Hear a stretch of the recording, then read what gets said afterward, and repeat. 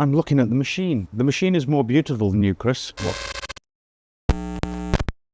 Hi, I'm Steve from 1233D. Today we are going to do the UniFormation GK2 versus the UniFormation GK3 Ultra. Sit back and enjoy. Start with an overview of the specs for the GK2. So the build plate size for this machine, or the build volume should I say, is 228mm by 128mm by 245mm. So it's not small. I would class this as a medium size resin printer. This machine is also equipped with an 8K LCD screen, has a pixel count, so this is probably more important than the 8K, of 7,680 pixels by 4,320 pixels. So obviously, as pretty much most of you are aware, 8K, 12K, 16K are marketing figures. It's the actual pixel count that will determine your overall print quality. So for a screen of that size, this is plentiful in the pixel count. I can confirm that I have sliced files and printed them on this machine down to 30 microns. So high detail, albeit increased print time, because you are printing a lot more thinner layers than you would at your standard 50 micron layer count. This vat will hold 700 grams of resin. It's enough resin to print quite a large model, to be fair. That is a brief overview of this one. I shall now proceed to the GK3 Ultra. So, build volume for this machine, 300mm, 160mm by 300mm. Quite a bit larger than its baby brother. The screen for this machine also claims 16K resolution.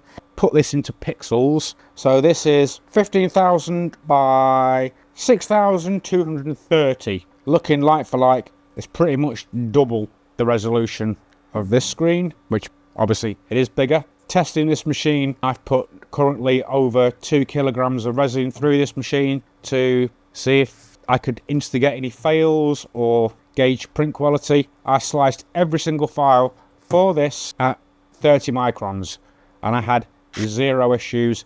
Quality, perfection. So this machine can hold 1,000 grams of resin in the vat. In the magical top-up bottle, we have the capability to hold another 1,300 grams. I am going to tip that up and just get some paper towel to wipe it. So GK2 comes with the active carbon filter. Literally, magnets hold this into place. It snaps into the back of the machine, filtering your resin fumes from inside the print enclosure, filters through, blows the air back into the enclosure. So obviously it's circulating that air inside all the time, filtering out those nasty smells that nobody wants in their home. It does an exceptionally good job of doing that. We use these in the video studio, and when I've been in, you can't smell any resin from this machine until you open the lid. Apart from that, can't fault it, works absolutely perfectly. UniFormation GK3, exactly the same principle. The back of the machine, we have active carbon filter, pops into place, locks there via magnets, does exactly the same process.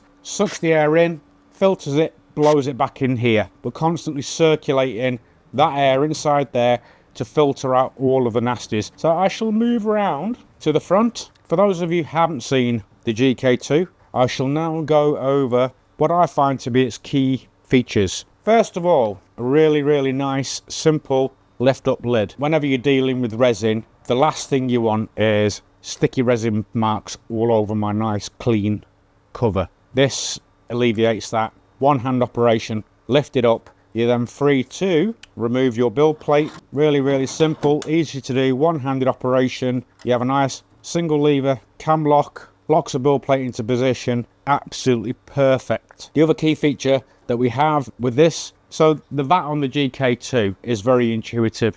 So traditionally on most resin printers, you do actually have screws where you screw the vat down to the actual printer. This can be fiddly. If you haven't quite got things lined up correctly, you risk cross-threading screws and that will cause you a world of pain. So with the UniFormation GK2, you have that problem alleviated by very simply sliding the vat forward, which releases it from the clips that lock it into position. You can then lift it out, and literally fitting it is the reverse. So you lift the the vat into place, slide it forward, it clicks, and that is it, locked down securely, ready to start printing. Simple, easy to use system that just works. So now we shall proceed to its big brother, the GK3 Ultra. So again, one-handed operation, albeit on this machine that's slightly different from the GK2. We've got the pivot to the back of the machine, so the whole lid lifts up, so it will take room above the machine to account for this, so please bear that in mind. If you are looking at this machine, make sure you have adequate clearance above the machine. We will put some stats for this measurement on screen for you, as we will do exactly the same for the GK2. The correct amount of room with the correct amount of head clearance for either one or both of these machines. Key fact that Chris has nicely pointed out to me because I was unaware. You can remove the screws from the cover on both sides, so you can effectively slide the cover off instead of lifting the cover up, thus saving space. If that is your chosen method, they have also gifted you with a very, very nice brush seal to both sides of the actual cover. So when the lid's closed, it completes a nice tight seal around the cover to the frame, saving any nasty fumes escaping into your room. Next up, the build plate. So again, simple, one-handed operation, albeit on this model, the lever is a lot longer. But again, it is one-handed, job done. You're not faffing with screws and whatever else and then risking dropping your build plate. The vat on this one is a little bit different, albeit we still have no screws. Instead, we have a clicky, locky lever on both sides. So basically, to remove this vat, you unlock, you can then lift up the vat. I'm not going to lift it up too much because I do have resin in here. Winner. You've also got a surface bubble on top of the machine. It's quite a large vat. The last thing that you would want is to have this on a wonky surface to find that your resin pools all at one end. When the build plate comes down, it causes a tsunami of resin to flood over the edge of the vat, covering your screen, your desk, all of the things that you don't want covered in resin. We've got 4 adjustable feet. Simply screw in or out to get this bubble in the middle of the circles to ensure that that does not happen and you have an equal spread of resin across the vat. Other key features to this machine. As some of you may notice, inside the actual vat, we've got a little silver contact. This coincides with a brass spring-loaded contact on the actual machine itself. So when you lock the vat into place, that completes a connection, basically tells the machine when to start topping your vat up with resin. So if you've got resin installed in the bottle, it will then trickle that resin, doesn't flood in, it literally trickles in to the vat to keep it topped up. The reason that it trickles in and doesn't flood in is because constantly the vat is being heated. So by trickling the resin in, you get a more consistent temperature for your resin, opposed to you flooding it with cold resin, which then would have a really, really negative impact on your print quality. The other thing that impressed me about this, some of the leading competitors on the market that have claimed automatic resin filling top-up systems use pumps and moving parts, whereas the GK3 Ultra uses a very, very clever method where it basically pumps air into the actual bottle, pressurizing it, so then this then flows back out into the vat. So it's alleviating a lot of moving parts. Cleaning this out would be relatively simple if you needed to do it. However, we haven't yet tried mixing resin colours and whatever else, so we haven't needed to do that. But the overall principle design is a lot better than some of the screw-in pumps that you get. Another little nifty feature that the GK3 has, and I will power it on, because we can't see what is in the actual bottle in the back of the machine. How do we tell how much resin is in there? Literally on the top of the UI, it says, next to the temperature of the resin, a figure highlighted in millilitres. Very clever. So you don't have to worry about that. You can monitor that on there. The machine will also tell you or warn you before you start a print if it thinks that you haven't got enough resin loaded into the machine via the vat and the bottle combined to complete the print. It will warn you. Now you can choose to ignore it or act on it. The choice is up to you. But again, if you've got the bottle there, make the most of it. Use it. So for instance, you have your build plate suspended right from here all the way down to here with your build plate full of printed parts. The resin is drip, drip, drip into the vat.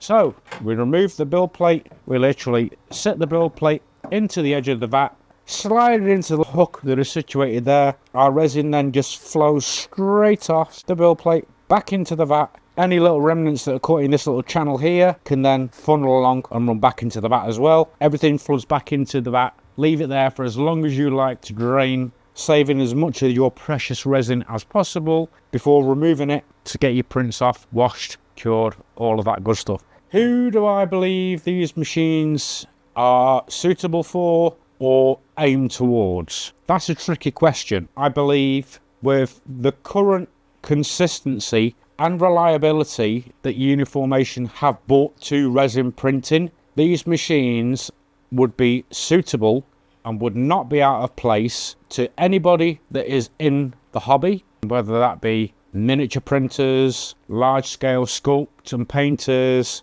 just general enthusiasts. These machines will suit that absolutely perfectly. On top of that, I would also go as far to suggest that these machines would be equally suited to industry because they don't fail.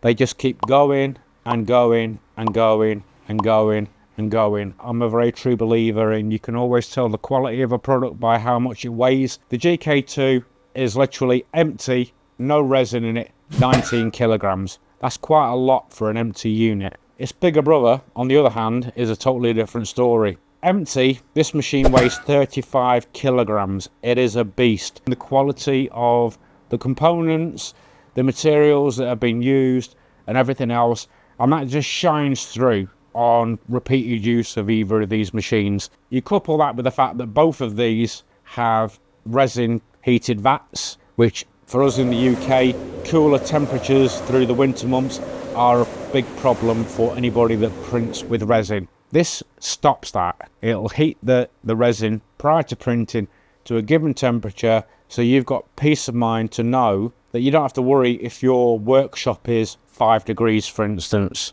We've not had any issues with this machine yet at all. I have printed 2 very large files out on this machine. Both of them printed out absolutely faultlessly. So overall, really, really impressed. And I wouldn't expect anything else from UniFormation, to be fair. So in summary, both of these machines are absolutely outstanding. Whether you're wanting medium-sized prints or large prints, you will not be disappointed in any way, shape or form by either or. The big machine saves you the process of printing multiple models that you would have to do in batches on this machine. You'd probably be able to get a lot of them on in one hit on this. But if that isn't an issue to you and you don't mind printing batches, then the GK2 is absolutely fine for that purpose as well. Honestly, either or, you will not be disappointed. Both are outstanding machines. I love both of them, I'll be honest. I've used a lot of different resin printers. These are by far my favourite choice. So I hope that answers all of your questions. If not, leave them in the comments box below. Please be sure to like and subscribe, and do not forget to check out 123-3D. As always, we aim to have the most competitive 3D printer prices on the market. If you see any of our printers being sold by a mainstream retailer for less, please drop us an email using the link in the description and we'll do our very best to beat their price. Also, if you're watching from outside the UK, check the description for links to our European 123-3D sister stores.